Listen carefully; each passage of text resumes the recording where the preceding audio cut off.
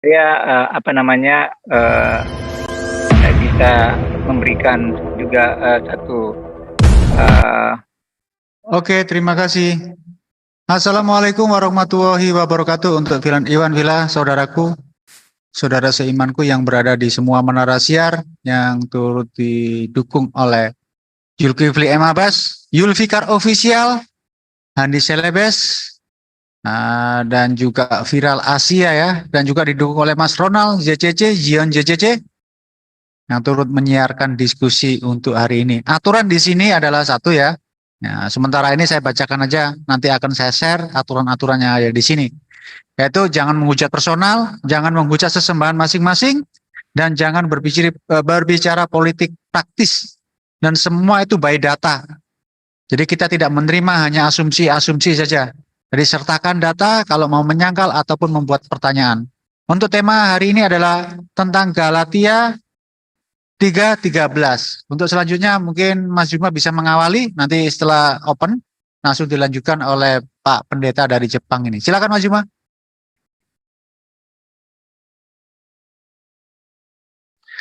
Baik, bismillahirrahmanirrahim. Assalamualaikum warahmatullahi wabarakatuh. Damai sejahtera untuk kita semua, sahabat-sahabat. Sore hari ini kembali kita berdialog bersama dengan teman kita ya, seorang penginjil.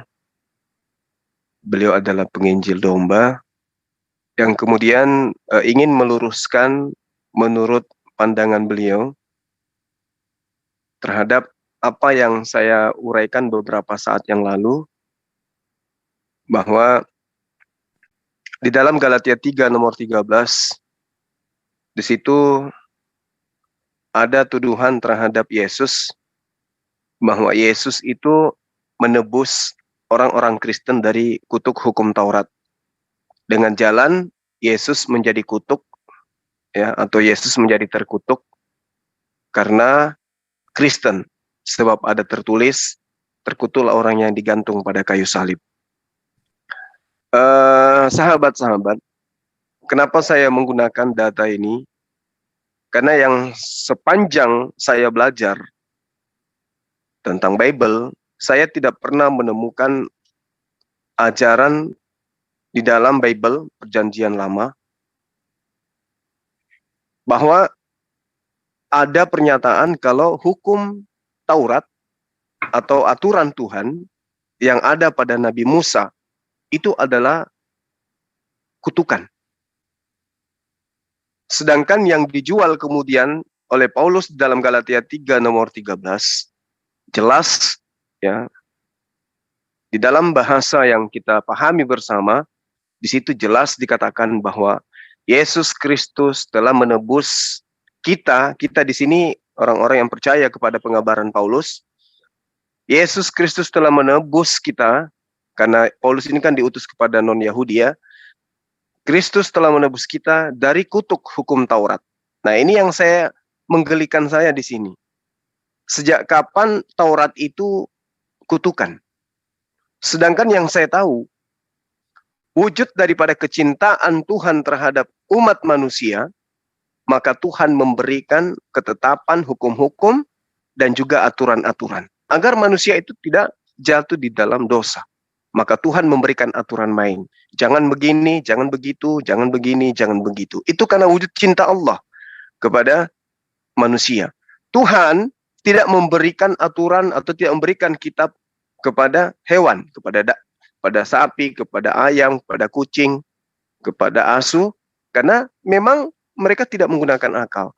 Wujud kecintaannya Allah, Tuhan, kepada manusia, maka Tuhan memberikan hukum. Di antaranya adalah hukum Taurat. Tapi di sini ternyata Paulus ya memfitnah ajaran Tuhan sebagai kutukan, oleh karena ingin menjajakan oknum Yesus untuk menebus yang Paulus katakan kutukan ini kepada orang-orang yang mengatakan diri mereka sebagai pengikut Yesus. Nah, ini yang ingin ditanggapi oleh sahabat kita penginjil domba. Ya, mudah-mudahan dia bisa menginjili saya pada sore hari ini bahwa saya salah. Ya, saya salah dengan mengatakan Paulus memfitnah hukum Taurat dengan mengatakan hukum Taurat itu adalah sebuah kutukan.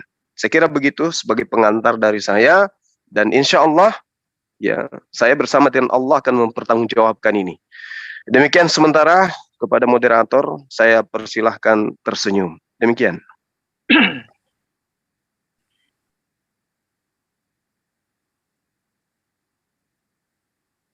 Silakan Bang, langsung direspon. Ya, oke. Sebelum saya membahas tentang tuduhan mengenai Galatia 3:13 itu, saya akan mengatakan terlebih dahulu bahwa karena saya akan menjelaskan, minta dengan hormat supaya tidak ada yang mengatakan terlalu panjang penjelasannya, karena ini namanya juga menjelaskan, ya, meluruskan. Jadi kalau dikatakan bahwa kok terlalu panjang, to the point aja, itu kita tidak bisa, karena firman Tuhan itu bukan sebatas seperti ambil ayat satu bagian ayat untuk diperkatakan, tetapi firman Tuhan itu seperti di dalam Wahyu itu kata Yesus, akulah Alfa dan Omega. Artinya ada awalnya, ada akhirnya. Jadi kita harus lihat dari awal dan lihat dari akhir itu, bukan di tengah-tengah. Dan sebelum saya melanjutkan, saya mengucapkan salam sejahtera bagi saudara kekasih di dalam Kristus yang mungkin mendengar pembahasan ini. Kiranya damai sejahtera, sukacita dari Tuhan Yesus Kristus akan menyertai kita pada sore hari ini.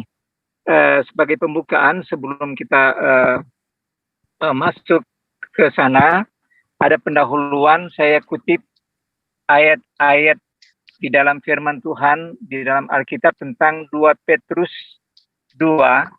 Di sini 2 Petrus 2 ayat 1. Mengatakan ini mengenai guru-guru palsu. Sebagaimana nabi-nabi palsu dahulu tampil di tengah-tengah umat Tuhan, demikian pula di antara kamu akan ada guru-guru palsu.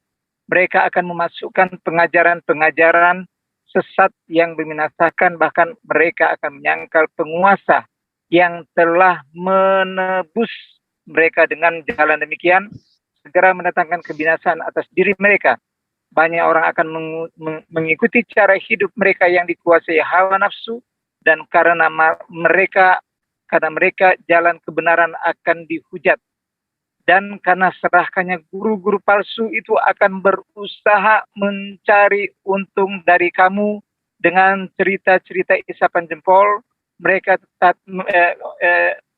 tapi untuk perbuatan mereka itu hukuman telah lama tersedia dan kebinasaan tidak akan tertunda. Nah, jadi Petrus juga mengatakan bahwa di dalam 2 Petrus 3 ayat yang ke-15, anggaplah kesabaran Tuhan kita sebagai kesempatan bagimu untuk beroleh selamat, seperti juga Paulus, saudara kita yang kekasih, telah menulis kepadamu menurut hikmat dikaruniakannya kepadanya. Hal itu dibuatnya dalam semua suratnya. Apabila ia berbicara tentang perkara-perkara ini dalam surat-suratnya, itu adalah hal-hal yang sukar dipahami, sehingga orang-orang yang tidak memahaminya dan tidak teguh imannya memutar baliknya menjadi kebinasaan mereka sendiri, sama seperti yang juga mereka buat dengan tulisan-tulisan yang lain. Jadi ini dasar di mana saya akan menjelaskan Galatia 3 ayat 13. Kenapa saya katakan ada seorang mengatakan bahwa Paulus adalah seorang pembohong, dan di sini sudah jelas bahwa karena tidak memahami kebenaran, kami juga memahami hal itu. Dan saat ini saya akan mengulas, menjelaskan tentang Galatia 3 ayat 13. Jadi sebelum saya melanjutkan, karena ini panjang, saya mau bertanya sampai berapa menit saya harus menjelaskan, karena saya harus tuntaskan apa yang saya jelaskan pada saat ini, sebab saya tidak bisa menjelaskan satu bagian ayat saja, sebab saya akan mengambil ayat-ayat yang mendukung pernyataan dari Paulus. Jadi sebelum saya lanjut, saya bertanya kepada admin atau siapa saja yang itu berapa menit saya akan menjelaskan Galatia 3 ayat 13 ini. Karena saya akan menghubungkan dengan ayat-ayat kenapa sampai Paulus mengatakan demikian. Berapa menit? Minta tolong kasih waktu saya, atau saya lanjutkan saja. Ya, silakan Pak. Nah, apa-apa ya. Oke, saya lanjutkan. Galatia 3 ayat 13 bisa dikasih screen-nya supaya saudara bisa baca di sana. Saya kutip perkataan Paulus. Ya. Galatia 3 ayat 13 berbunyi demikian. Ya. Kalau mungkin tidak bisa dikasih screen, karena saudara semua sudah tahu hafal ayat ini. Saya akan baca. Kristus telah menebus kita dari kutuk hukum Taurat dengan jalan menjadi kutuk karena kita. Saya hanya ambil bagian ini saja. Ya, karena sesuai apa yang saudara semua katakan di WA bahwa Paulus mengatakan bahwa hukum Taurat itu adalah kutukan. Sebab itu saya hanya membahas dua hal di sini. Pertama, Kristus telah menebus, yaitu pertama penebusan, kedua kutuk hukum Taurat. Dua bagian ini saya angkat. Tapi saya angkat dulu mengenai kutuk hukum Taurat. Kenapa Paulus berani mengucapkan perkataan ini ketika dia mengatakan Kristus telah menebus kita dari kutuk hukum Taurat dengan jalan menjadi kutuk karena kita. Jadi seperti yang saudara semua katakan bahwa kenapa hukum Taurat itu adalah kutukan. Jadi mungkin apakah Paulus itu pembohong atau apa? Jadi saya akan luruskan di sini bahwa perkataan Paulus dalam ayat ini dianggap oleh para guru-guru palsu merupakan tipuan atau pembohongan Paulus. Ini merupakan fitnahan besar tentang kebenaran Alkitab. Mari kita lihat kebenarannya. Ya. Karena Paulus mengatakan Yesus telah menebus kita dari kutuk hukum Taurat. Apakah salah ketika Paulus mengatakan hukum Taurat mengatakan kutuk hukum Taurat? Paulus yang diilhamkan Roh Kudus. Paulus adalah orang yang taat dalam hukum Taurat sebelum percaya Yesus. Ya, kita tahu bersama di dalam Filipi 3 ayat 4 di sana bahwa Paulus itu benar-benar orang yang sebelum dia percaya Yesus, ya dia tahu persis aturan hukum Taurat, bahkan mentaatinya. Kenapa Paulus mengatakan hukum Taurat itu kutukan? Ya. Seperti yang dikatakan oleh guru-guru palsu, katanya hukum Taurat adalah kutukan dan menuduh Paulus pembohong. Mari kita membuka perjanjian lama. Kenapa Paulus berani mengatakan hukum Taurat itu adalah kutukan? Paulus tidak sembarang mengeluarkan satu perkataan karena dia tahu tentang kitab perjanjian lama. Dia adalah orang yang taat di kalangan orang-orang Yahudi. Jadi dia tahu persis. Nah, ketika dia mengatakan kutuk hukum Taurat, ya, kita lihat, kita ambil di dalam Ulangan 28. Ulangan 28, saya akan baca. Ya. bisa ditampilkan. Ulangan 28, di sini Paulus mengutip kenapa sampai ada kata hukum Taurat adalah kutukan.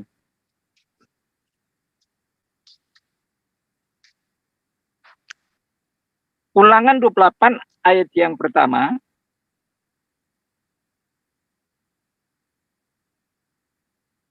Bentar, saya cari. Nah, sambil mencari boleh di counter Mas Zuma, karena kalau mencari kita diam semua, nggak ada omongan, sepi jadinya. Saya sudah dapat, ya. Bisa tampilkan di situ, saya baca. Di sini ada dua perkataan di dalam hukum Taurat. Yaitu perkataan yang pertama, kalau kamu diberkati. Di sini di ayat yang pertama, jika engkau baik-baik mendengarkan suara Tuhan Bapamu dan melakukan dengan setia segala perintahnya yang kusampaikan kepadamu pada hari ini, maka Tuhan Bapamu akan mengangkat engkau di atas segala bangsa di bumi. Segala berkat ini akan datang kepadamu dan menjadi bagianmu jika engkau mendengarkan suara Tuhan Bapamu. Diberkatilah engkau di kota dan diberkatilah engkau di ladang dan seterusnya. Jadi di sini ada syarat pertama di dalam hukum Taurat, jika engkau baik-baik mendengar suara Tuhan Bapamu dan melakukan dengan setia segala perintahnya, maka ada berkat kehidupan yang akan diberikan kepadamu. Tetapi di ayat ke-30 yang di ayat 15 di sini berbicara tentang kutuk. Perikopnya Ulangan 28 ayat 15. Di sana dia katakan, tetapi jika engkau tidak mendengarkan suara Tuhan Bapamu dan tidak melakukan dengan setia segala perintah dan ketetapannya yang kusampaikan kepadamu pada hari ini, maka segala kutuk ini akan datang kepadamu dan mencapai engkau. Jadi ini adalah kutipan dari Rasul Paulus bahwa hukum Taurat atau perintah dan ketetapan Tuhan dalam hukum Taurat ada dua hal yang bisa menjadikan umat Israel untuk mendapat sesuatu yang menentukan kehidupannya. Hal pertama ialah Ulangan 1 yang kita sudah baca tadi tentang berkat keselamatan. Hal yang kedua ialah Ulangan 28 ayat 15 tentang kutuk kebinasaan. Kira Mas Zuma sudah memahami ya? Jangan terlalu panjang, Pak. Enggak. Kalau Saya sudah panjang nanti penonton juga nggak ngerti apa yang kamu ucapkan, kami juga nggak bisa menangkap. Ya, secukupnya. Akhirnya sudah cukup itu. Maaf. Saya sudah katakan kepada saudara Suma lewat WA, tolong jangan dipotong saya. Kalau saya dipotong, saya tidak akan lanjutkan. Maaf ya. Karena saya bertanggung jawab untuk supaya pernyataan ini saya akan luruskan. Jadi Bagaimana Cuma? Diizinkan ya, atau gimana? Bang Zul, saya belum mendapatkan apa yang saya pertanyakan. Di mana di dalam kitabnya Bani Israel dikatakan bahwa hukum Tuhan itu adalah kutukan. Ya, sejauh saudara kita ini menjelaskan, dia masih menjelaskan tentang orang yang dikutuk itu justru yang tidak mentaati perintah Tuhannya. Perintah Tuhannya bukan kutukan. Iya. Itu belum kita. Mana tahu dia bisa membuktikan ada data yang mengatakan bahwa terkutuklah perintah-perintah Tuhan itu. Yang ada di sini diterangkan di nomor 15-nya, jikalau engkau tidak mendengarkan suara Tuhan, artinya jikalau engkau tidak mendengarkan aturan Tuhan, hukum Tuhan, Tauratnya Tuhan, dan tidak melakukan dengan setia Tauratnya Tuhan, maka dikatakan segala kutuk ini akan datang kepadamu dan mencapai engkau. Jadi kutuk yang di sini ini penyakit, bukan hukum Taurat. Tapi kita biarkan dulu kasih penjelasan sampai di mana dia mampu melilit kemudian argumentasinya. Begitu Bang Zul. Siap, kita tunggu berarti Mas Zuma ya. Ya, silakan. Iya, silakan Pak. Silakan Pak, teruskan Pak. Ini belum Saya belum menyimpulkan ya. Saya masih baca. Ya, lanjut. Alasan kenapa Paulus berani mengatakan hukum Taurat itu adalah kutuk, karena ini kita baca ya. Kutuk ya artinya di sini kita baca orang bisa terkutuk karena hukum Taurat. Garis bawahi. Orang bisa terkutuk karena hukum Taurat apabila ia tidak setia melakukan perintah dan ketetapan dari Tuhan. Itu sebabnya Paulus mengutip firman Tuhan ini sehingga Paulus mengatakan tentang kutuk hukum Taurat. Ya. Jadi di dalam Galatia 3 ayat 12, dasar hukum Taurat bukanlah iman, melainkan siapa yang melakukannya. Ya. Orang yang melakukan hukum Taurat akan hidup karena hukum Taurat. Artinya, ketika dia taat kepada hukum Taurat, dia hidup. Tetapi kalau dia tidak taat kepada hukum Taurat, dia akan terkutuk atau mati. Itulah yang dimaksud dengan kutuk hukum Taurat. Jadi ini yang dikatakan oleh Paulus mengambil perkataan di dalam Ulangan tentang orang akan hidup apabila dia taat kepada hukum Taurat, orang akan mati, orang akan binasa, orang akan terkutuk apabila dia tidak taat kepada hukum Taurat. Itu sebabnya Paulus mengatakan Taurat ada kutuk apabila dia tidak melakukan perintah-perintah dari Tuhan. Jadi benar bahwa perkataan Paulus tentang kutuk hukum Taurat adalah kebenaran, bukan tipuan atau kebohongan seperti apa yang difitnahkan oleh guru-guru palsu yang menyesatkan. Kutuk karena hukum Taurat apabila tidak melakukan perintah dan ketetapannya. Penjelasan tentang hukum Taurat, saya jelaskan tentang hukum Taurat. Ya. Dalam aturan hukum Taurat, 10 perintah, aturan, dan ketetapan, apabila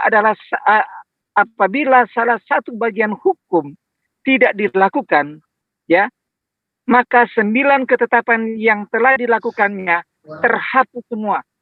Jadi semuanya, ya, artinya apabila ia tidak melakukan satu bagian hukum itu, ia akan terkutuk binasa kematian. Ya, seperti contoh dalam kitab Keluaran 20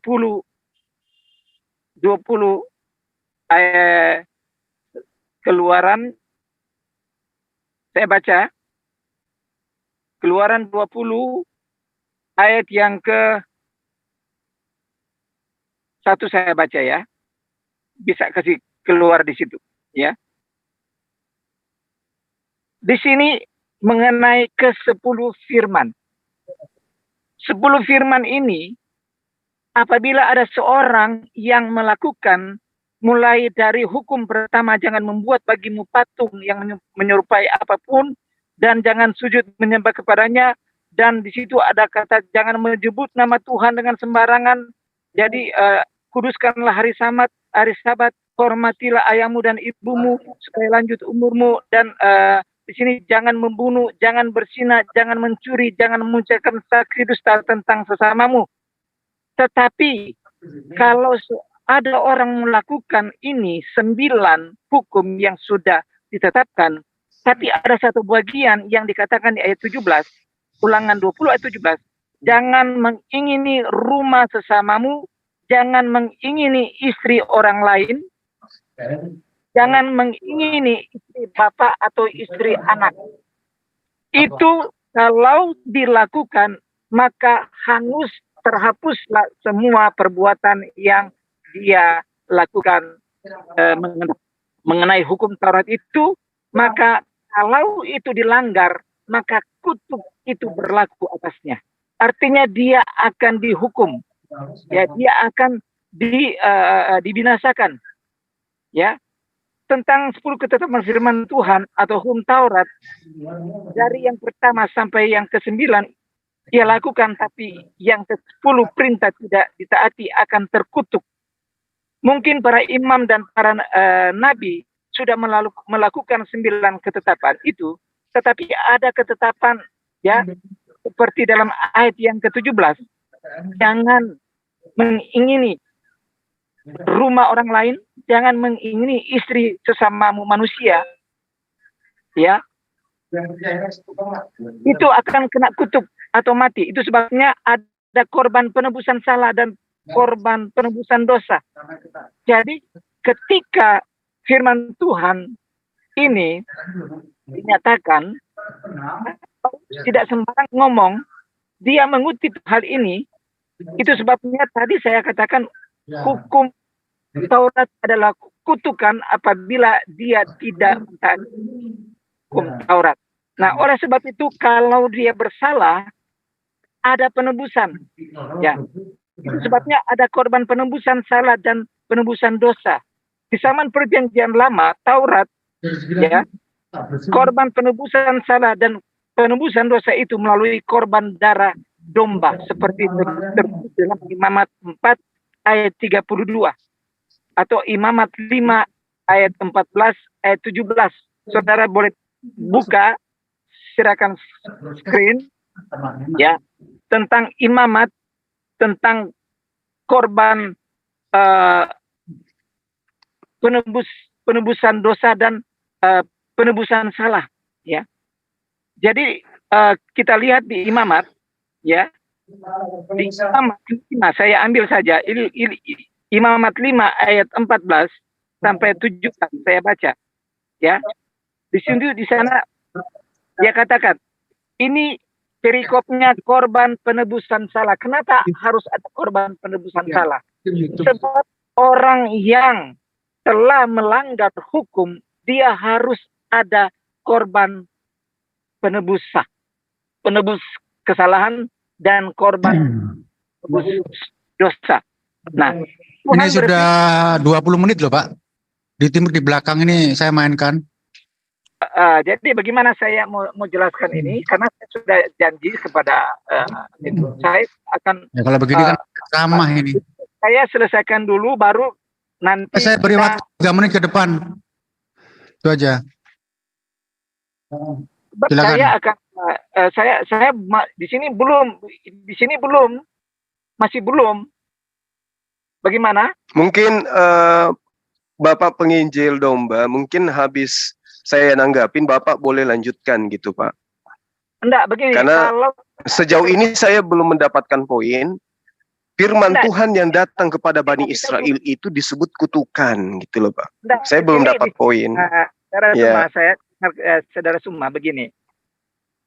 Saya baca ini sebagai dasar, nanti ditanggapi setelah saya selesai. Ya, tapi berapa menit lagi Pak? Mintanya berapa menit? Mintanya berapa menit? Kasih timer ini. Kasih 5 menit aja lah. Tuh. Ya, silakan. Iya. Kasih waktu 5 menit lagi ya. Ya, silakan. Kenapa ada korban? Kenapa ada korban penebusan salah? Karena hukum Taurat itu tidak menjamin orang hidup. Hukum Taurat itu tidak menjamin orang jadi benar. Oleh sebab itu ada korban penebusan salah yang ditetapkan oleh Tuhan di Imamat 5 ayat 14. Di sana dia berkata, firman Tuhan kepada Musa, apabila seorang berubah setia dan tidak sengaja berbuat dosa dalam sesuatu hal kudus yang dipersembahkan kepada Tuhan, maka haruslah ia mempersembahkan kepada Tuhan sebagai tebusan salahnya seekor domba jantan.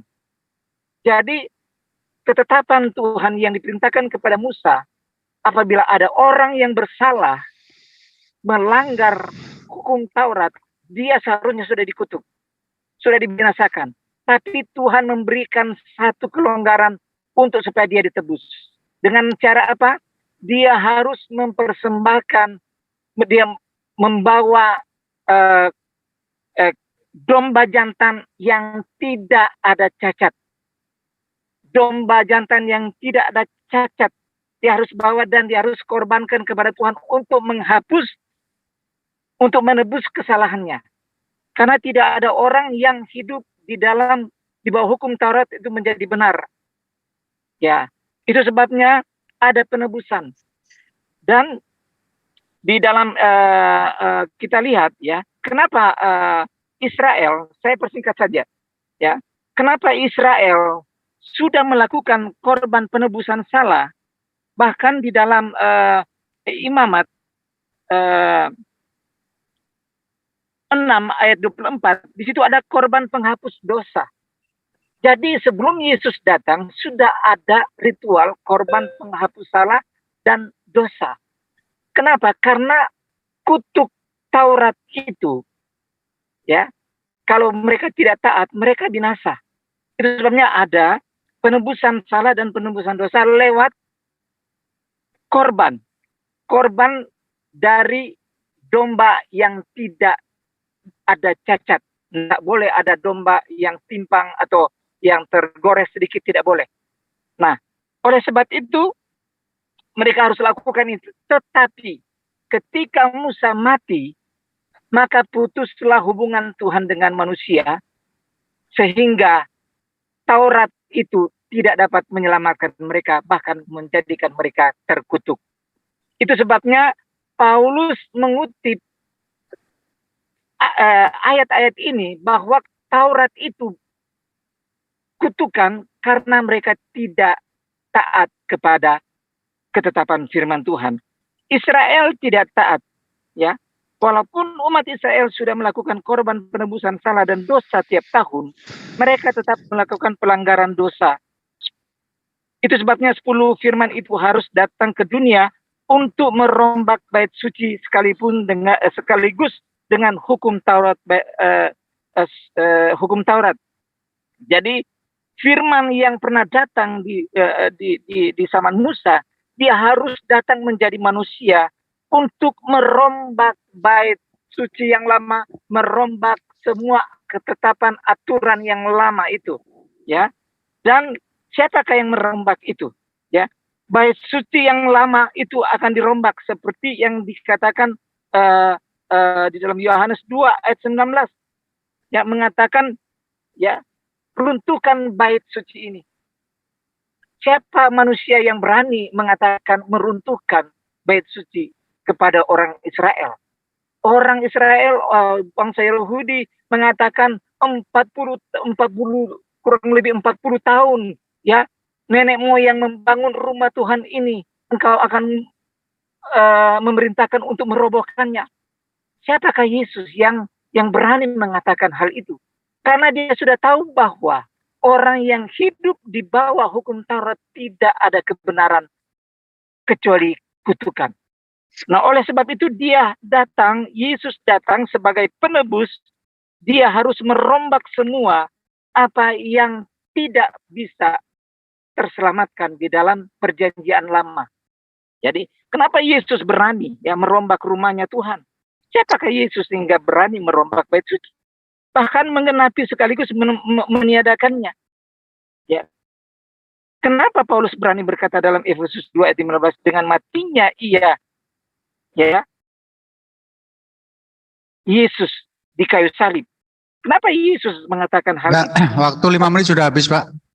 Ya, oke. Nanti kita lanjut. Itu ada rentetan banyak ayat yang saya harus jelaskan.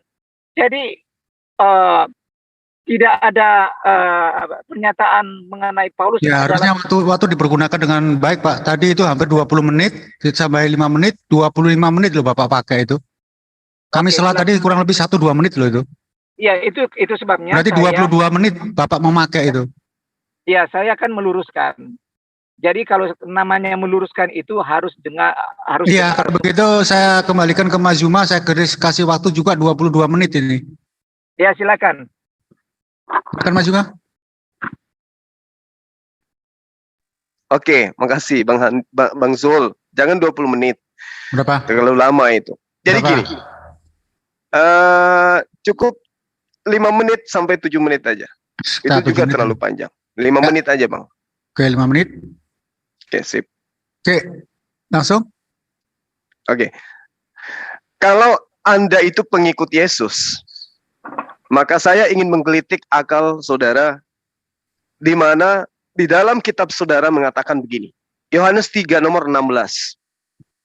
Karena begitu besar kasih Tuhan akan karunia ini, akan dunia ini, sehingga ia telah mengaruniakan anaknya yang tunggal, supaya setiap orang yang percaya kepada anaknya, yaitu Yesus, tidak binasa, melainkan memperoleh hidup yang kekal. Saya ulang, supaya setiap orang yang percaya kepada Yesus tidak binasa, melainkan beroleh hidup yang kekal. Saya ulang, supaya siapa yang percaya kepada anaknya, yaitu Yesus, tidak binasa, melainkan beroleh hidup yang kekal. Adakah Yesus mengajarkan hukum Taurat itu kutukan? Tidak. Matius 5 nomor 19, siapa yang mengajarkan hukum Taurat, dan siapa yang mengamalkan hukum Taurat dan mengajarkan kepada orang lain, maka dia memperoleh hidup yang kekal. Tempat tertinggi di dalam kerajaan Allah. Kata siapa? Yesus. Kalau percaya kepada Yesus, orang itu tidak akan menghilangkan hukum Taurat, apalagi sampai mengutuknya. Karena begitu besar kasih Tuhan akan dunia ini, Ia mengaruniakan anaknya yang tunggal, supaya setiap orang yang percaya kepadanya tidak binasa, melainkan memperoleh hidup yang kekal. Kata Yesus, tidak ada yang baik, hanya satu yang baik, yaitu engkau mendengarkan perintah, engkau melaksanakan perintah-perintah Tuhan. Itu pernyataan Yesus. Jika percaya kepada anaknya yang tunggal, orang tidak akan binasa. Nah sekarang Galatia 3 nomor 13. Siapa yang percaya kepada Paulus akan masuk ke dalam surga. Mana dalilnya? Siapa yang percaya kepada Paulus, maka dia akan memperoleh hidup kekal dan tidak binasa. Mana dalilnya?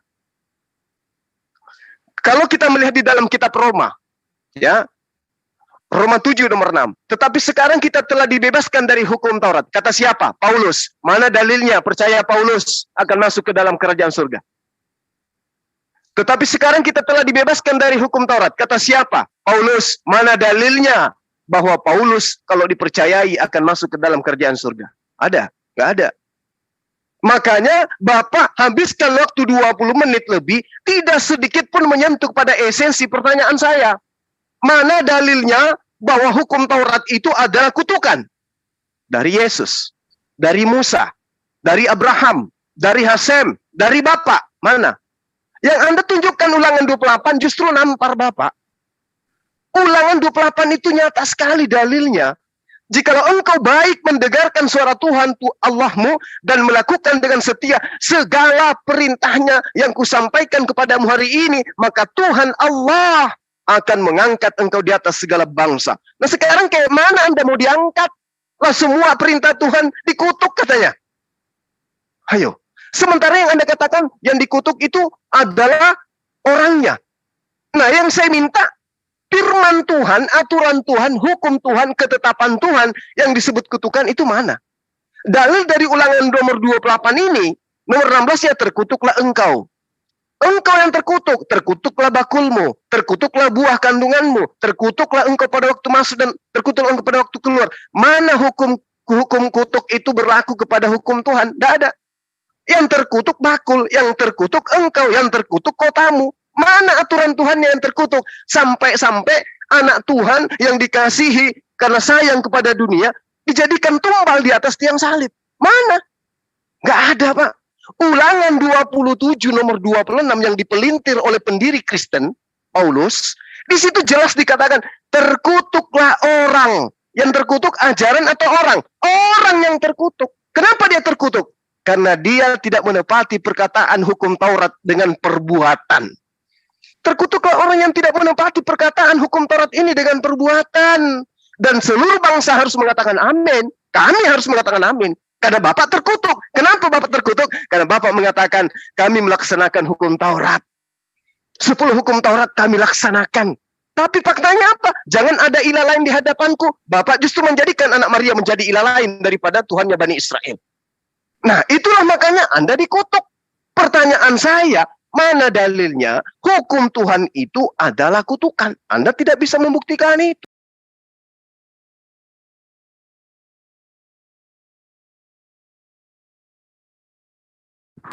Mas Iwa?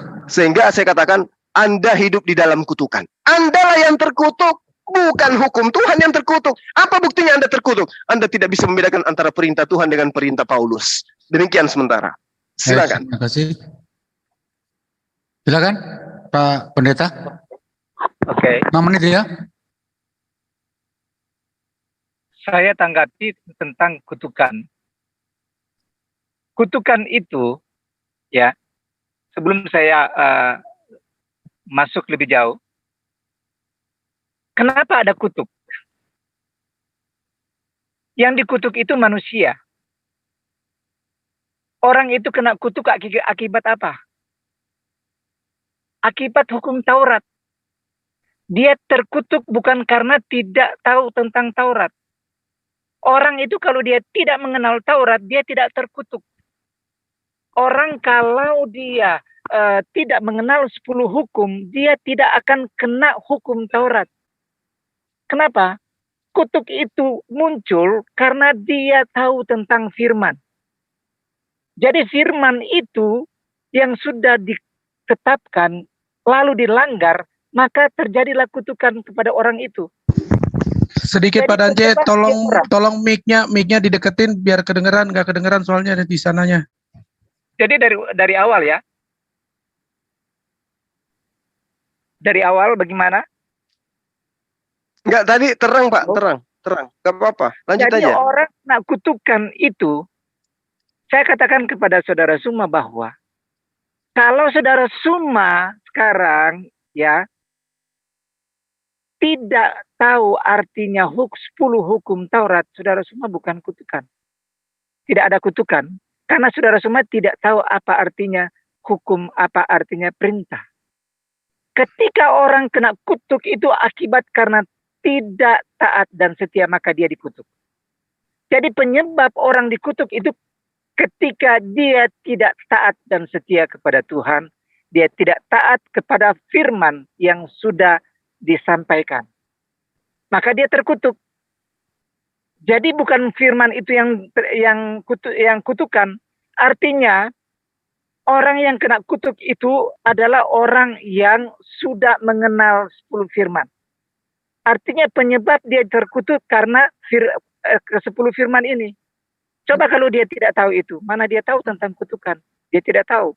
Tuhan juga tidak ada hubungan dengan orang-orang umat-umatnya untuk yang tidak di luar Israel itu dia tidak peduli. Ya, sebelum datangnya Yesus Kristus.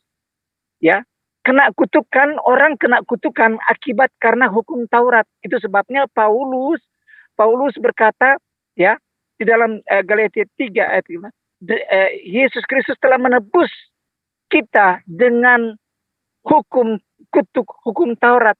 Karena kutuk itu keluar, kutuk itu muncul akibat dari hukum Taurat itu yang mengeluarkan ketetapan. Nah, itu sebabnya ada penebusan. Paulus mengatakan harus ada penebusan. Kalau di zaman perjanjian lama itu, penebusan harus membawa domba jantan yang tidak cacat dan celah. Di zaman perjanjian baru bukan lagi membawa domba, tetapi Yesus adalah gelar anak domba yang tidak ada cacat. Kenapa dia tidak ada cacat? Karena dia adalah manusia suci yang datang dari surga. Itulah yang disebut domba yang tidak bercacat. Nah, dialah yang menebus semua kutukan di dalam firman Tuhan di perjanjian lama yang mereka tidak taati. Oleh sebab itu, Paulus tidak pernah salah mengatakan bahwa Yesus Kristus telah menebus kita dari kutuk hukum Taurat. Karena kutuk itu muncul karena adanya hukum Taurat. Jadi bukan berarti firman Tuhan itu kutukan, bukan. Artinya kutuk itu muncul akibat tidak taat kepada firman Tuhan. Jadi tidak salah apabila Paulus itu mengatakan bahwa Kristus telah menebus kita dari kutuk hukum Taurat. Ya, itulah penjelasan di dalam firman Tuhan bahwa tidak ada yang salah di dalam firman Tuhan kecuali orang yang hanya memutarbalikkan kebenaran. Di sana kita sudah lihat, sudah baca tadi kenapa ada penebusan. Karena pelanggaran di dalam hukum Taurat itu. Ya, mereka sudah tahu firman. Jadi kalau sudah dikatakan kalau kamu benar-benar mendengar suara Tuhan dan mentaati perintahnya, kamu akan diselamatkan. Tapi kalau tidak, kamu akan dikutuk. Sumbernya dari mana? Dari hukum Taurat. Silakan. Ya, Oke. terima kasih. Ya, jadi saya melihat dari sekian lama waktu yang diberikan oleh Bapak, oleh panitia ke Bapak, bukan seakan-akan, intinya adalah aturan yang diberikan itu mengikat manusia sehingga manusia tidak bebas melakukan kemaksiatan.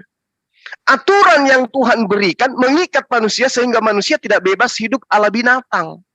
Aturan diberikan ya supaya manusia itu tidak hidup laksana makhluk yang beringas.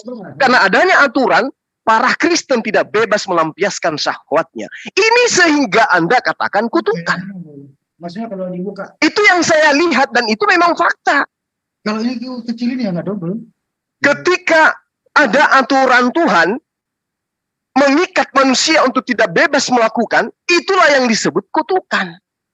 Nah, seakan-akan bahwa ketika aturan Tuhannya itu dihilangkan, maka kalian bebas melakukan apa saja. Karena tidak ada lagi kemudian apa yang disebut aturan. Hukum Taurat itu aturan. Kenapa Anda menjabarkan adanya kutukan karena adanya pelanggaran terhadap aturan? Kalau aturan tidak ada, maka pelanggaran tidak ada. Itu poinnya. Nah, ada hal yang menggelikan di sini, Pak. Taurat itu diperuntukkan untuk Israel. Yeremia 31 nomor 33. Perjanjian baru Tuhan dengan Bani Israel adalah hukum Taurat. Siapa yang tidak melakukan hukum Taurat dari Bani Israel, maka dia akan dikutuk. Itu perintah. Anda boleh lihat di dalam Ulangan 27 nomor 26. Siapa yang tidak melakukan hukum Taurat, maka dia akan terkutuk. Bagi Bani Israel. Lalu kenapa kemudian jemaat di Efesus, jemaat di Galatia, jemaat di Roma yang dibebaskan dari hukum Taurat? Kenapa? Karena ada misi untuk mengajarkan bahwa dewa-dewa mereka itu sudah nusul menjadi manusia untuk menembus mereka dari hukum Taurat. Makanya perintah Tuhannya dianggap sebagai sebuah kutukan. Ini menggelikan, Pak. Kalau saudara mengatakan Paulus benar bahwa Yesus menebus Kristen dari hukum Taurat, benarnya di mana? Siapa yang mengatakan aturan Tuhan itu adalah kutukan? Sementara yang Tuhan katakan, terkutuklah orang yang tidak menepati perkataan aturan-aturan ini dengan perbuatan. Jadi yang terkutuk itu bukan aturannya, tapi yang terkutuk itu adalah orang yang meninggalkan hukum Taurat. Nah sekarang, Anda menginginkan kita meninggalkan semua aturan Tuhan, tetapi harus ada yang menjadi tumbal. Nah sekarang saya tanya kepada Bapak, apakah orang Yahudi yang menumbalkan domba, menjadikan tumbal dewa, domba, apakah mereka setelah menumbalkan itu, ya, mereka kemudian bebas melakukan dosa? Tidak. Berbeda dengan Anda. Dengan matinya Yesus di atas tiang salib, maka kalian dibebaskan dari apa? Dari hukum Taurat. Tetapi sekarang kita telah dibebaskan dari hukum Taurat. Kenapa Anda dibebaskan? Apakah Bani Israel ketika mereka ditebus dengan darah domba, apakah mereka dibebaskan dari hukum Taurat? Tidak, Pak. Mereka tetap aja hidup di bawah aturan-aturan Tuhan. Kalau mereka melanggar, maka sembeli domba lagi. Kalau mereka melanggar, sembeli domba lagi. Mereka melanggar, sembeli domba lagi. Tapi Anda langsung sembeli manusia untuk membebaskan kalian dari aturan Tuhan. Ada beberapa kelucuan di situ. Pertama, hukum Taurat bukan untuk kalian. Kenapa kalian yang dibebaskan dari hukum Taurat? Itu yang pertama. Yang kedua, hukum Tauratnya ini dikatakan oleh Allah di dalam kitabnya Bani Israel bahwa hukum Taurat itu adalah sesuatu yang mengikat Bani Israel sehingga mereka ketika melakukan maka dia akan berada dalam kehidupan yang kekal. Ketika mereka melaksanakan ketaatan itu, maka mereka akan memperoleh hidup yang kekal. Pertanyaan saya, Anda tidak jawab. Siapa yang mengajarkan Paulus bahwa hukum Taurat itu adalah kutukan? Yang ada, terkutuk orang yang melanggar hukum Taurat. Supaya tidak ada pelanggaran, maka Paulus mengambil jalan singkat. Apa itu? Hapus semua aturan. Supaya kita bebas melakukan apa saja. Nah sekarang siapa yang lebih tinggi kedudukannya? Tuhannya Bani Israel atau Paulus? Karena Tuhannya Bani Israel menekankan siapa yang melanggar aturan Torah, tidak mempraktekkan dengan perbuatan, maka dia terkutuk. Sekarang terbalik, siapa yang hidup dalam Torah, maka dia terkutuk. Sekarang siapa yang Anda ikuti? Tuhannya Bani Israel atau Bapak yang disebutkan oleh Yesus dalam Yohanes 8 nomor 44?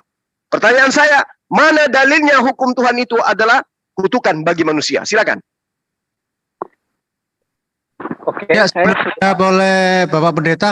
Tolong siapa yang mau menggantikan saya sebentar sebagai timer? Aku mau kontrol ruang yang lain. Ada keperluan. Tolong ya.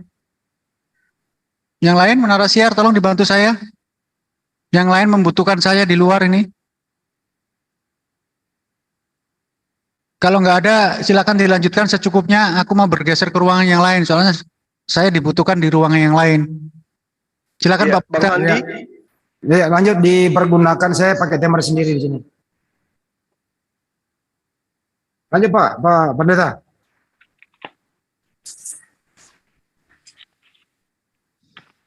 Lanjut Pak.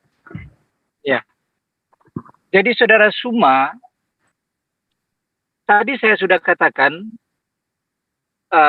mengenai Galatia 3 ayat 13. Kenapa Paulus berani mengatakan Yesus Kristus telah menebus kita dari kutuk hukum Taurat.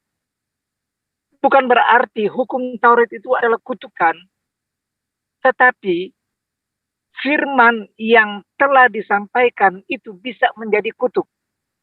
Apabila orang itu tidak mau mendengarkan suara Tuhan, tidak mau melakukan kehendak Tuhan.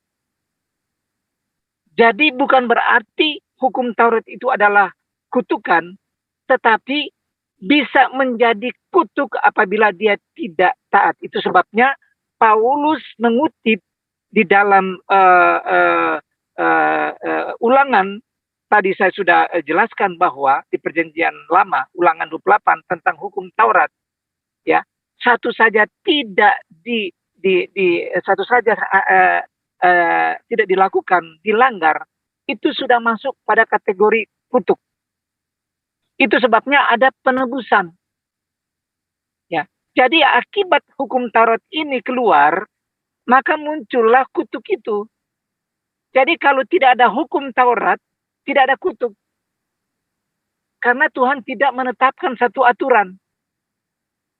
Jadi ketika Tuhan mengeluarkan satu aturan dan perintah, maka muncul kata kutuk. Ada muncul kata berkat. Jadi yang menentukan orang itu terkutuk apabila dia tidak taat kepada firman. Jadi itulah yang dikutip oleh Paulus. Orang yang terkutuk itu adalah orang yang tidak taat pada firman itu. Ke-10 firman itu sebabnya, ya, karena bangsa Israel tidak taat dan setia. Mereka keras tengkuk. Ya. Mereka itu tetap melanggar aturan perintah firman Tuhan. Mereka tetap tidak setia melakukan firman Tuhan, yaitu hukum Taurat. Itu sebabnya Yesus datang untuk merombak itu semua. Yesus datang untuk apa? Memperbaharui seluruh apa yang dia kerjakan di zaman perjanjian baru ketika dia datang. Kalau mau ditanya, ya, kenapa Yesus yang membuat 10 ketetapan itu? Dia yang buat. Kenapa waktu dia datang, justru Yesus yang melanggar 10 hukum Taurat itu? Karena dia adalah firman itu sendiri. Dia yang membuat 10 hukum itu. Dia adalah firman itu sendiri. Dia datang untuk apa? Untuk menggenapi dan untuk meniadakannya. Bukan hanya menggenapi. Dia menggenapi sekaligus meniadakan. Selama dia masih di dunia, dia sedang dalam penggenapan.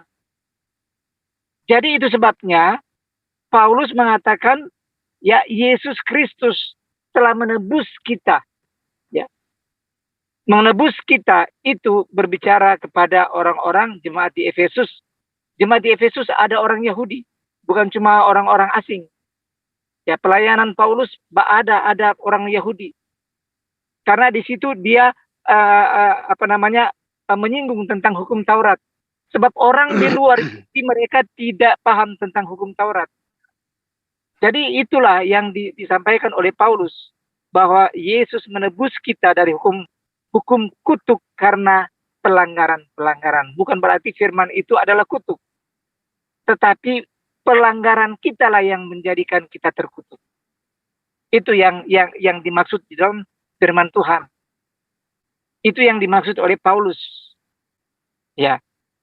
Jadi kita harus tahu bahwa perjanjian lama itu adalah gambaran di dalam perjanjian baru, di mana ada korban penghapus dosa, korban kesalahan. Itu ada gambaran juga, sebagaimana pernah terjadi di zaman perjanjian lama. Tetapi di zaman perjanjian lama itu tidak membuat orang itu menjadi benar. Itu sebabnya ada ayat mengatakan tidak ada orang yang dibenarkan, orang yang hidup di bawah hukum Taurat. Karena satu saja kesalahan, hukum saja, satu kesalahan itu sudah menghapus semua kebenaran di dalam hidupnya. Itu sebabnya kasih Kristus, karunia, dan kasih Tuhan itu datang untuk apa? Untuk menebus dosa manusia. Jadi ini Paulus mengatakan sesuatu hal yang bukan tipuan atau kebohongan. Ini saya jelaskan berdasarkan kebenaran ayat. Nah, jadi kalau kita melihat ya, kenapa di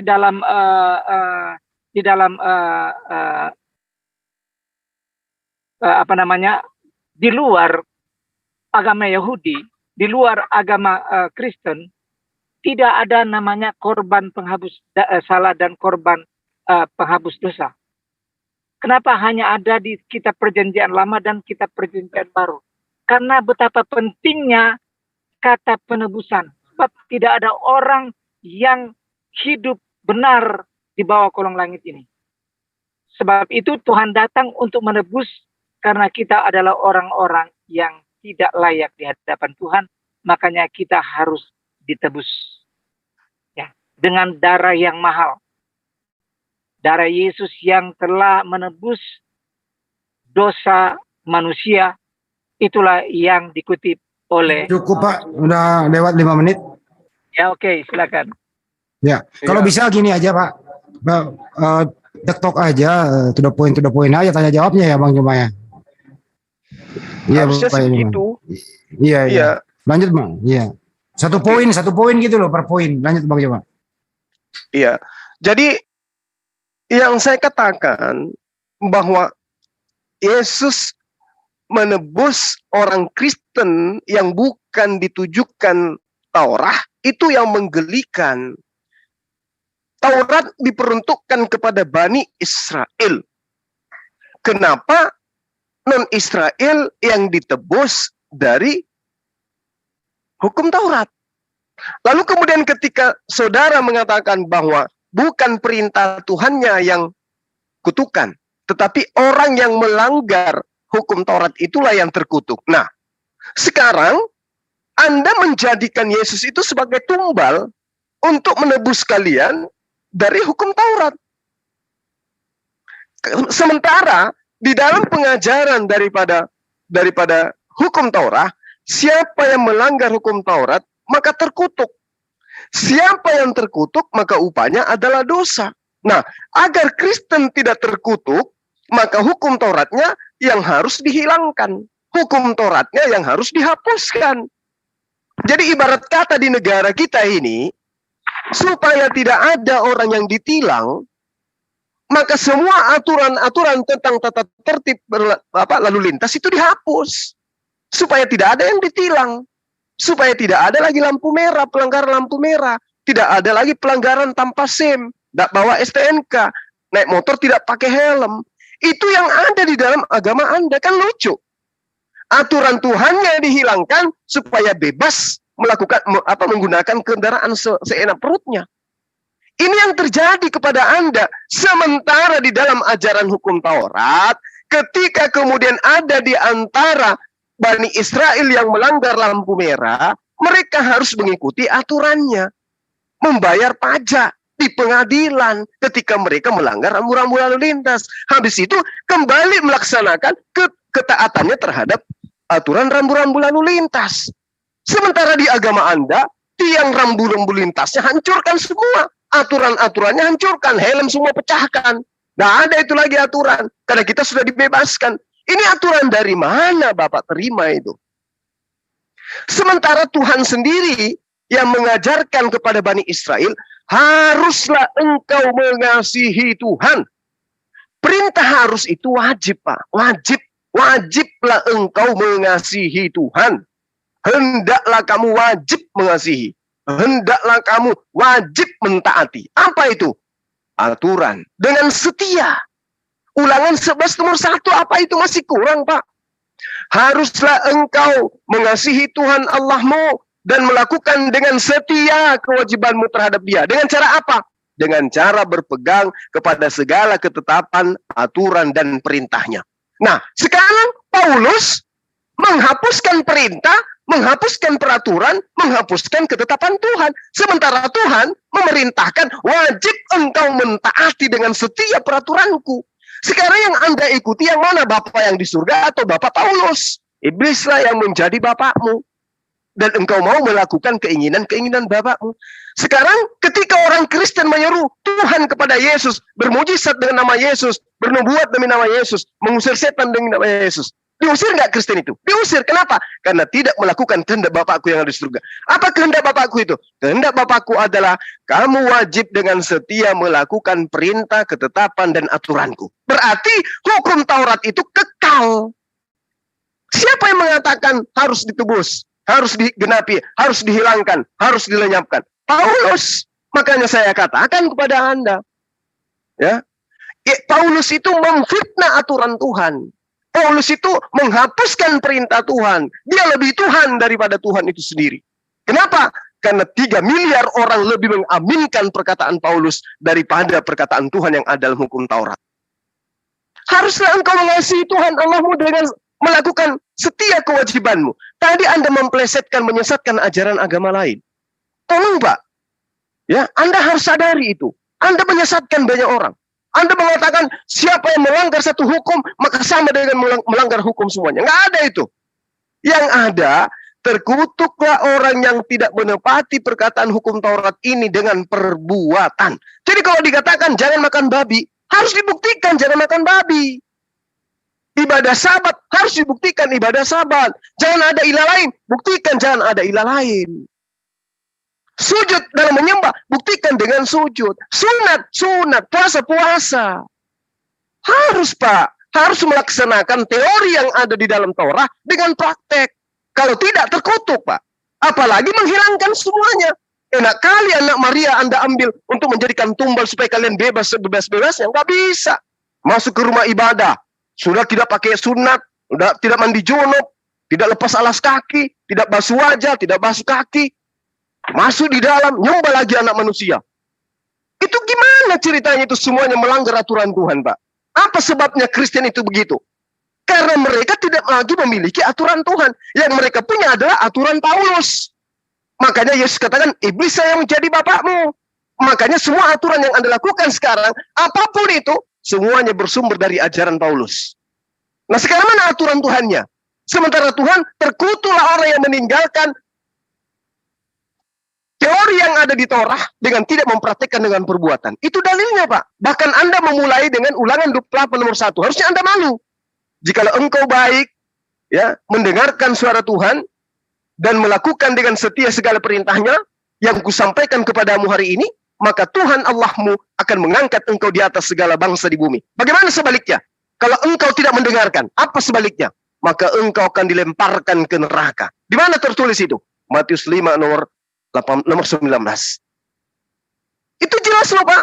Itu dalil. Makanya saya katakan, siapa Paulus yang mengatakan bahwa Yesus mati di atas tiang salib untuk membatalkan hukum Taurat dengan segala aspek, dengan segala perintah, dengan segala unsur dan ketetapan yang ada di dalamnya. Paulus ini siapa? Kapan dia mendapatkan mandat dari Tuhan untuk kemudian menghapuskan perintah-perintah Tuhan yang ada dalam hukum Taurat? Kapan? Sejak kapan itu? Wahai Paulus, engkau kuperintahkan untuk mengajarkan kepada manusia, hilangkan semua ketetapanku yang dulu pernah aku firmankan kepada mereka. Ketetapanku berlaku untuk selama-lamanya. Sabat boleh berganti sabat, bulan berganti bulan, tahun berganti tahun. Firmanku tetap kekal selamanya. Tapi Paulus, Pak, dengan entengnya, sebab dengan matinya Yesus sebagai manusia, dia telah membatalkan hukum Taurat dengan segala perintah dan ketentuan yang ada di dalamnya untuk menciptakan keduanya menjadi satu manusia baru dalam dirinya. Dengan itu mengadakan damai sejahtera. Dia siapa yang ngajarin ini? Sejak kapan itu ketentuan Tuhan harus dihapuskan? Sejak kapan? Siapa yang mengajarkan? Belum lagi di dalam Roma nomor 3, 28, 29. Karena kami yakin bahwa manusia dibenarkan karena iman dan bukan karena ia melakukan hukum Taurat. Nauzubillah. Jadi orang benar itu bukan karena hukum Taurat, Pak. Kata Paulus, dan itu Anda aminkan. Sementara Tuhan sendiri mengatakan, kasih setiamu adalah engkau dengan setia mengasihi aku dengan jalan melaksanakan kewajibanmu dengan melaksanakan aturan, ketetapan, dan hukum-hukumku. Apa itu? Hukum Taurat. Tapi Paulus, pendiri agama Anda mengatakan, tidak ada yang benar karena mereka melakukan hukum Taurat. Ini apa ini namanya, Pak?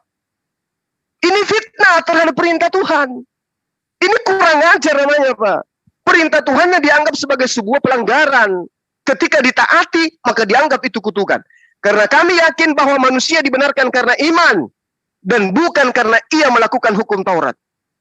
Roma 7 nomor 6. Tetapi sekarang kita telah dibebaskan dari hukum Taurat.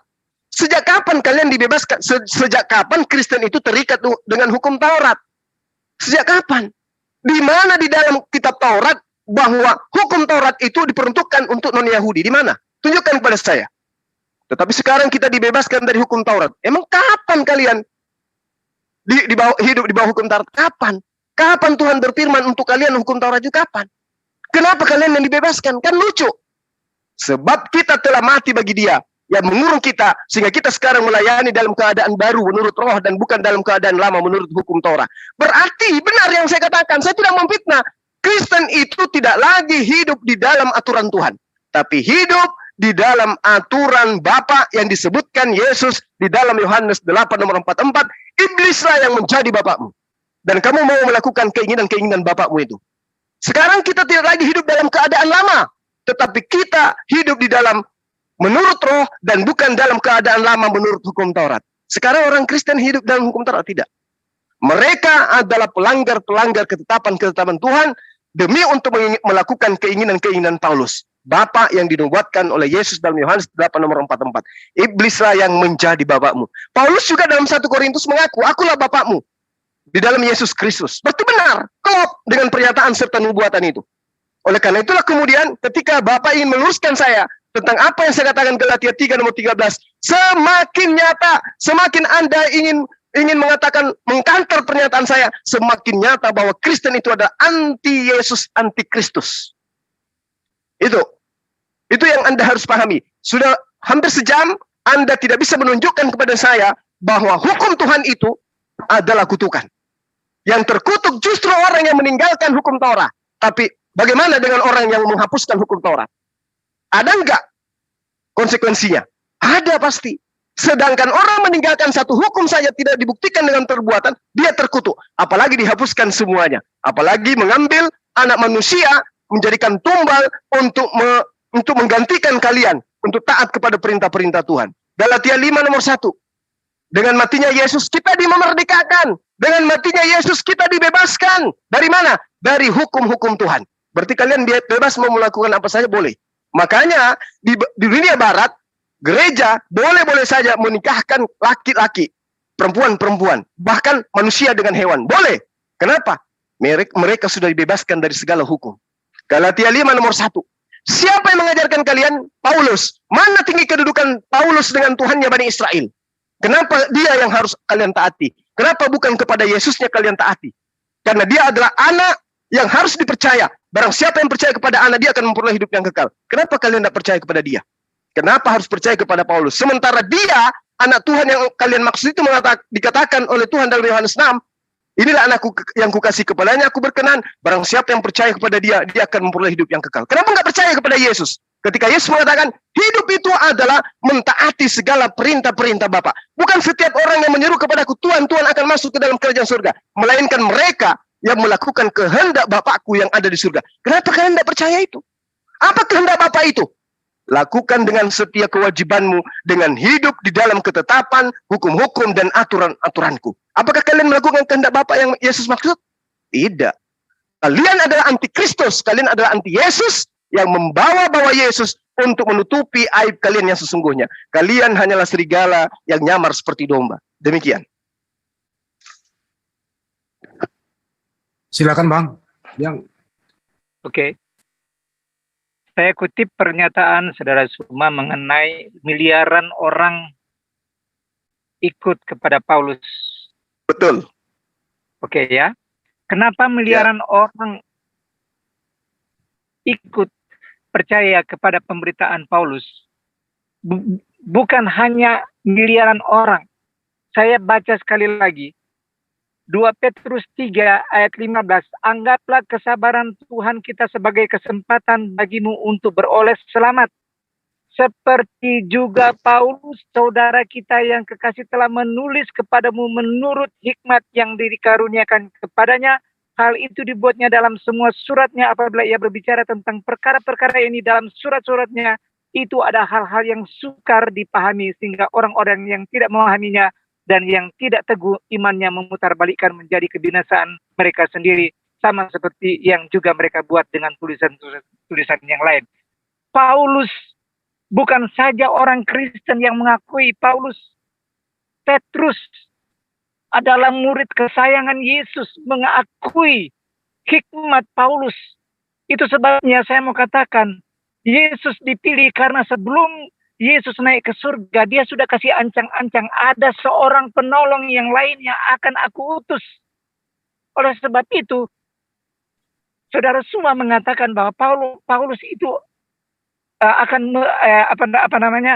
merubah Taurat. Pauluslah yang mengakibatkan supaya Taurat itu sudah tidak berlaku lagi. Tetapi jangan salah, ya. Di dalam firman Tuhan di Ulangan 20 di ayat keberapa itu tentang hukum dan aturan mengenai kuduskanlah hari Sabat, ya. Jadi orang yang supaya orang tidak kena kutuk, dia harus menguduskan hari Sabat. Sebab kalau dia tidak menguduskan hari Sabat, dia akan mati. Nah, kita lihat kenapa Paulus mengatakan orang tidak dibenarkan di bawah hukum Taurat. Karena bukan Paulus yang merombak, bukan Paulus yang mengatakan hukum Taurat itu sudah tidak berarti, tetapi Yesus sendirilah, ya, Yesus sendirilah yang mulai merubah semuanya, bukan Paulus. Kalau saudara baca di dalam Lukas 13, ya, Markus 3 ayat 2, Yohanes 5 ayat 9, ya, di situ dikatakan, ya, Lukas 13 ayat 14, tetapi kepala rumah ibadat gusar karena Yesus menyembuhkan orang pada hari Sabat. Saudara, orang-orang Yahudi Israel, kalau sudah masuk pada hari Sabat, tidak ada orang satupun, bahkan binatang pun, mengadakan aktivitas. Karena hari Sabat itu adalah perintah untuk menguduskan hari Sabat. Oleh sebab itu, Yesus ketika dia mengadakan aktivitas di hari Sabat, murid-muridnya memungut gandum di hari Sabat.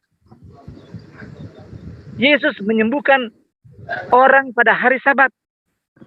Sehingga pada waktu itu firman Tuhan mengatakan kepala rumah ibadat besar karena Yesus menyembuhkan orang pada hari Sabat. Ya, ada banyak. Ya, jadi kalau mau dikatakan siapa yang melanggar hari Sabat itu, siapa yang mulai merombak hari Sabat itu, hukum Taurat itu, Yesus sendiri yang telah melakukannya, bukan Paulus. Yesus sendiri sudah datang, dia mempertunjukkan bahwa seharusnya hari Sabat itu adalah hari di mana orang harus menguduskan hari Sabat itu. Hari Sabat harus dilanggar ya Pak ya. Lanjut Pak. Orang Israel itu diberikan ketetapan supaya jangan melanggar hari Sabat. Kok kenapa Yesus lakukan itu? Karena dia yang membuat aturan itu. Firman yang dahulu yang pernah datang kepada Musa itu, yang telah menyampaikan ini, dia datang sebagai manusia, dia akan merubah semua sistem yang lama untuk menjadi satu kehidupan yang baru. Itu sebabnya Paulus begitu luar biasa dengan ilhaman Roh Kudus, ya. Dia mengatakan kita telah dimerdekakan karena penebusan. Artinya, kenapa kita dimerdekakan? Seharusnya orang yang di luar Kristus itu adalah orang yang sudah dikutuk, sudah dihukum. Tetapi karena penebusan kita dimerdekakan. Jadi merdeka artinya ketika ada orang divonis untuk dihukum, lalu ada orang datang menebus, seharusnya dia harus mati. Tetapi karena ada orang datang menebus dia menjadi orang merdeka. Itu yang dikatakan oleh Paulus. Jadi Paulus itu tidak ada perkataan-perkataan yang bertentangan di dalam firman Tuhan. Paulus justru memberikan satu kebenaran di dalam firman Tuhan. Seperti di dalam Galatia. Ya. Di Galatia itulah yang menyempurnakan hukum Taurat. Ya, di Galatia 5 dia mengatakan kemerdekaan Kristen. Kemerdekaan Kristen itu dimerdekakan oleh Kristus Yesus. Bisa fokus ke Galatia Efesus 2:15 Pak. Efesus 2:15. Efesus 2 ayat 15. Ya. Dengan matinya dia Yesus. Ya. Coba tampilkan. Bisa di Banjumal hafal kok itu. Atau saya hafal Pak. Dengan matinya dia sebagai manusia, ia telah membatalkan segala perintah hukum Taurat dan segala perintah dan ketentuannya Pak. Sebab dengan matinya sebagai manusia telah membatalkan Taurat. Siapa yang membatalkan? Segala perintah. Siapa yang nulis Pak? Apakah Paulus yang membatalkan? Paulus yang nulis punya kan Paulus yang nulis. Tetapi bukan Paulus yang membatalkan. Yang membatalkan siapa Pak? Di sini dia katakan sebab dengan matinya sebagai manusia. Jadi yang membatalkan itu ialah kematian Yesus, bukan Paulus. Oh, jadi pas Yesus mati hukum Taurat tidak laku lagi ya? Karena kenapa Paulus mengatakan dengan matinya Yesus sebagai manusia, ia telah membatalkan hukum Taurat, dikutip dari mana? Oke, baik. Silakan Bang Juma ditanggapi Bang Juma. Saya lanjutkan. Udah lewat 5 menit, Pak. Paulus mengutip hal ini ketika Yesus menyelesaikan semua penggenapan. Ya lah Pak, itu sudah dikasih kok masih. Sudah lewat waktunya Pak, 5 menit, maaf. Silakan Bang Juma ditanggapi tuh Pak. Dilanjutkan, nanti saya teruskan itu yang tadi itu. Oke, silakan Bang Juma. Ini sih bukan diskusi namanya ini. Pak Jul, silakan.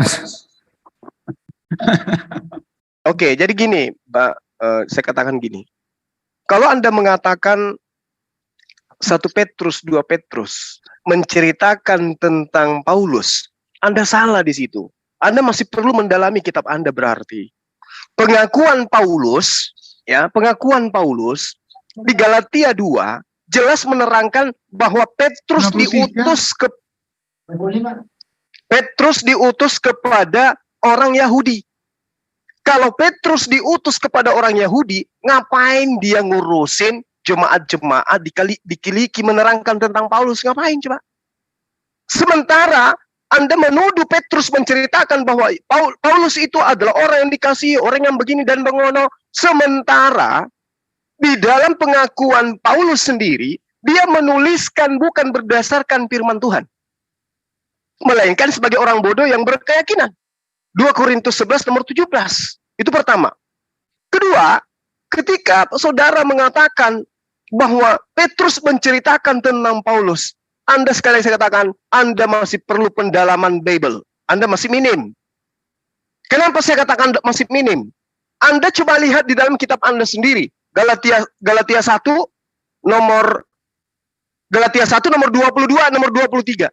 Apa yang diterangkan oleh kitab Anda di situ? Tetapi aku Paulus, wajahku tetap tidak dikenal oleh jemaat-jemaat Kristus di Yudea. Petrus di mana, Pak? Petrus di mana? Mereka hanya mendengarkan bahwa ia yang dahulu menganiaya mereka sekarang memberitakan iman yang pernah hendak dibinasakannya. Maaf, saya potong dulu saudara semua. 2 Korintus berapa itu yang tadi? 2 Korintus yang mana? 2 Korintus 11 nomor 17, Pak. Yang sebutkan tadi bahwa Paulus mengaku dia mengatakan bukan sebagai seorang yang berkata menurut firman Tuhan. Itu pengakuan mulutnya. Melainkan sebagai seorang bodoh yang berkeyakinan. Jadi kalau Anda mengatakan 1 Petrus, 2 Petrus mengatakan yes, Paulus itu menuliskan berdasarkan ilham dari Tuhan, itu dibantah oleh Paulus. Aku tidak menuliskan berdasarkan ilham dari Tuhan, tapi menuliskan sebagai orang yang bodoh yang berkeyakinan. Satu. Yang kedua, Galatia 1 nomor 22 nomor 23, ketika Anda mengatakan Paulus dikenal oleh Petrus, itu adalah tuduhan, itu adalah sesuatu yang Anda lakukan terlalu berlebihan. Kenapa? Galatia 1 nomor 10, Galatia 1 nomor 22-23. Tetapi wajahku tidak dikenal oleh jemaat-jemaat Yesus di Yudea. Termasuk Petrus tidak mengenal Yesus, Paulus. Bagaimana mungkin kemudian Anda mengatakan berdasarkan 1 Petrus bahwa Petrus mengenal Paulus? Coba, Pak. Makanya saya di beberapa waktu saya katakan 1 Petrus, 2 Petrus itu bukan tulisan Petrus. Itu tulisan Paulus sendiri yang menerangkan tentang dirinya. Karena kenapa? Petrus itu tidak diutus kepada non-Yahudi. Yang diutus kepada non-Yahudi itu menurut pengakuan Paulus sendiri adalah Paulus itu sendiri. Dan yang menyertai dengan dia adalah Lukas dan juga Markus yang bersama dengan dia. Si Barnabasnya sudah berpisah dengan Paulus waktu itu. Sejak Paulus itu lebih cenderung menghidupkan gairah-gairah non-Yahudi untuk kemudian menyembah kepada Yesus. Nah, kembali kepada tema, Pak. Ketika Paulus ini mengajarkan tentang hukum Tuhan yang datang kepada Bani Israel itu dihapuskan, dibatalkan berdasarkan Efesus 2 nomor 15 yang dihafalkan oleh Bang Handi tadi, itu sangat jelas memang diperuntukkan kepada non-Yahudi, Pak. Jadi non-Yahudi yang percaya terhadap Paulus ini, itulah yang dinubuatkan oleh Yesus di dalam Matius 23 nomor 15. Celakalah engkau wahai ahli Taurat, Paulus. Celakalah engkau wahai orang Farisi, Paulus. Celakalah engkau orang munafik, Paulus. Kenapa saya katakan Paulus munafik, Pak? Dia memerintahkan Timotius untuk bersunat. Dia yang mensunat. Dia yang menyunat itu. Si Timotius itu dia yang sunat, Pak. Tapi dia juga yang mengharamkan sunat. Munafik, Pak, munafik. Celakalah wahai engkau ahli Taurat, Paulus. Engkau orang Farisi, Paulus. Engkau orang munafik, Paulus. Engkau menjelajahi daratan, Paulus. Engkau menyeberangi lautan, Paulus. Engkau memasukkan orang non-Yahudi ke agamamu, menjadi orang neraka, Paulus. Lalu membuat mereka 2 kali lebih jahat daripada engkau, Kristen. Itu catat itu, Pak. Kalau Anda mengatakan bahwa agama yang disebarkan oleh ahli Taurat, ahli orang Farisi, adalah Islam, Anda keliru jauh itu. Anda sesat, Anda betul-betul perlu diterapi di rumah sakit. Tapi kalau Anda mengaminkan hari ini bahwa agama yang disebarkan oleh ahli kitab, ahli Taurat, orang Farisi adalah Kristen, maka Anda menuju sehat. Matius 23 nomor 15 jelas Yesus menuduh ahli kitab menyeberangi lautan. Yesus menuduh ahli kitab menyeberangi lautan untuk kemudian mengajarkan ajaran yang dianggap sebagai ajaran Tuhan. Paulus sampai ke Syria, Pak. Paulus sampai ke Kiliki, sampai ke Antioquia dia, Pak. Sampai ke Roma dia mengajar. Siapa yang kena? Dia, Paulus. Ada agama enggak yang dibentuk oleh Paulus? Antioquia menyebutkan Kristen. Berarti kena? Ya, kena. Ahli kitabnya kena, orang munafiknya kena, orang farisinya kena, menyeberang lautan kena, menjelajahi daratan kena. Dan itu yang Anda ikuti sekarang. Anda menyeberangi lautan, menjelajahi daratan untuk kemudian menginginkan melakukan perbuatan-perbuatan yang Bapak Paulus lakukan ini. Dan Anda mencontohkan itu. Jadi sekali lagi saya katakan, sebagai bahan untuk renungan kepada Bapak, Matius 23 nomor 15, celakalah wahai engkau ahli Taurat, orang Farisi, orang munafik, engkau menjelajahi daratan, menyeberangi lautan untuk mentobatkan orang masuk ke agamamu menjadi orang neraka dan membuat mereka 2 kali lebih jahat daripada engkau. Itu, Pak. Nah, apa buktinya? Apa buktinya? Bahwa orang yang dimasukkan ke dalam agama ahli Taurat itu, yang disebut Kristen di Antioquia itu 2 kali lebih jahat daripada pengajarnya sendiri. Apa buktinya? Terbukti hari ini Anda mengajarkan perintah Tuhan yang datang kepada Bani Israel itu adalah sebuah kutukan. Sehingga anak Maria harus mati untuk menebus kalian dari perintah-perintah Tuhan yang ada di dalam aturan Tuhan. Jadi Kristen itu adalah agama yang menjadikan Yesus sebagai topeng untuk melegalkan melanggar semua perintah Tuhan yang ada di dalam hukum Taurat dengan dalih mereka adalah Yahudi rohani, mereka adalah pengikut Yesus, mereka adalah anak-anak Tuhan. Anak-anak Tuhan dari mana? Sunat aja kagak. Kalau Anda mengatakan Yesus melanggar hari Sabat, pahami, Yesus itu Tuhan bagi hari Sabat. Apakah Kristen melanggar hari Sabat karena Kristen juga Tuhan bagi hari Sabat? Tidak. Yesus itu nabi, Pak. Yesus rasul, utusan Tuhan. Boleh dia melakukan itu. Kenapa? Karena akan ada pengajaran yang lebih sempurna dari itu setelahnya. Apa yang dikatakan oleh Yesus? Masih banyak yang ingin aku ajarkan kepadamu, tapi engkau belum sanggup untuk menanggungnya. Artinya masih ada perubahan-perubahan pengajaran kelak. Jika hidup keluargamu tidak lebih baik dari ahli Taurat, maka engkau tidak akan masuk ke dalam kerajaan surga. Berarti ada ajaran yang lebih sempurna dari ajaran yang ada pada masa itu. Nah, sekarang pertanyaan saya, siapa yang mengajarkan Paulus mengatakan orang yang melanggar hukum Taurat itu tidak lagi melanggar karena sudah ada orang yang mati mewakili mereka di atas tiang salib. Siapa yang mengajarkan Paulus demikian, Pak? Bahwa hukum Tuhan yang tadinya difirmankan harus setia, harus dengan kasih menjalankan semua aturan, ternyata itu dihapuskan dengan matinya manusia anak Maria di atas tiang salib. Paulus dapat ilmu dari mana itu? Sementara dia berkata bukan atas firman Tuhan, tapi berdasarkan atas kebodohannya dia yang ingin bermegah. Silakan, tunjukkan kepada saya. Ini sudah 1 jam Anda tidak bisa membuktikan bahwa hukum Tuhan yang adalah perjanjian baru bagi Tuhan kepada Bani Israel berupa hukum Taurat itu adalah kutukan sehingga harus ditebus. Silakan.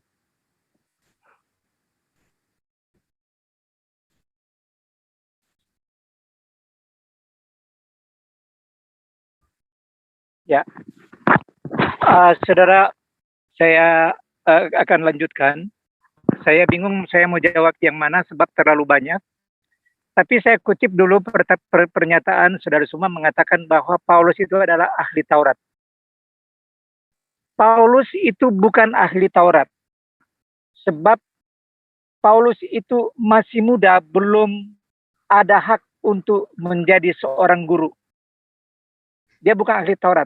Kemudian kalau Paulus itu ahli Taurat, dia tidak berani mengatakan suatu hukum-hukum di dalam hukum Taurat untuk membuat satu pernyataan seperti yang dia katakan.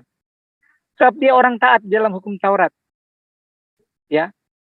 Kalau dia benar-benar orang Farisi, orang ahli Taurat, dia tidak harus berani mengatakan dengan matinya ia disalib.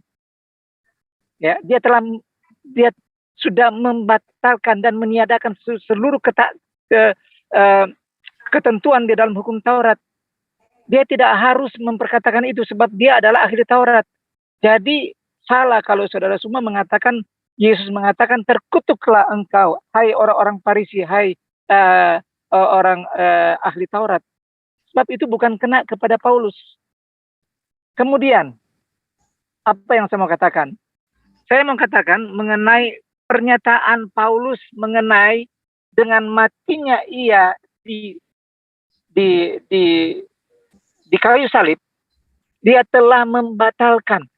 Jadi bukan Paulus yang membatalkan hukum Taurat, tetapi dengan matinya, artinya dengan kematian Yesus itulah telah membatalkan, bukan Paulus yang membatalkannya.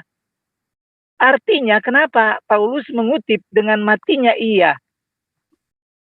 Sebagai manusia, dia telah membatalkan seluruh ketetapan dalam hukum Taurat. Artinya dia sudah hilangkan semua. Karena apa? Dia tidak sembarang berbicara. Kenapa saya katakan dia tidak sembarangan berbicara? Karena dia harus mengutip apa yang dikatakan di dalam, saya baca. Ya, saya baca dulu. Ini dia ayat, ini dia kutip. Ya. Saya baca. Jadi Paulus tidak sembarangan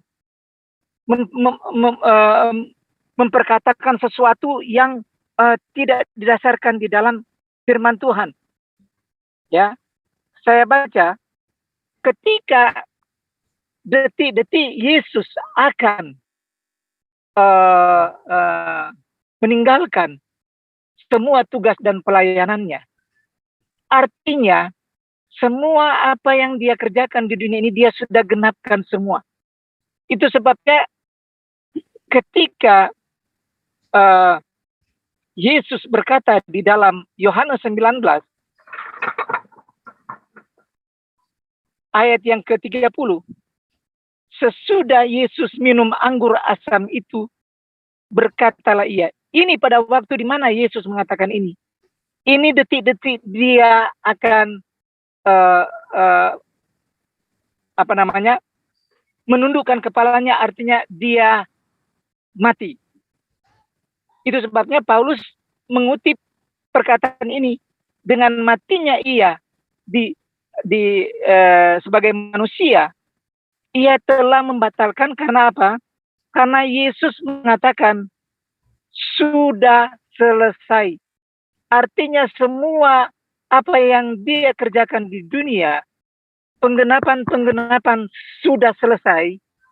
Dia mati, maka itulah yang dikutip oleh Paulus, dengan matinya ia sebagai manusia, maka semua aturan dalam hukum Taurat sudah dibatalkan. Jadi bukan Paulus yang membatalkan, tetapi dia mengutip Yesus yang telah mati. Itu sebabnya dia katakan dengan matinya ia. Sebagai manusia, dia telah membatalkan hukum Taurat. Bukan Paulus yang membatalkan. Ya, tapi Yesus yang membatalkan. Karena kematiannya itu, ketika dia mati, maka semua ketentuan di dalam hukum Taurat sudah ditiadakan untuk menjadikan satu hukum yang baru, yaitu hukum kasih Kristus. Nah, itulah hukum kasih Kristus, itulah yang memerdekakan orang-orang yang seharusnya mendapat satu hukuman kutukan. Oke, habis waktunya Pak. Berhubung juga Banyuma mau sholat maghrib di Makassar. Banyuma, bagaimana kalau begini? Bang Juma. Maju banyak sampai ngantuk. Ya, oke. Ya. Terakhir dari saya, Bang Handi, cukup bagi saya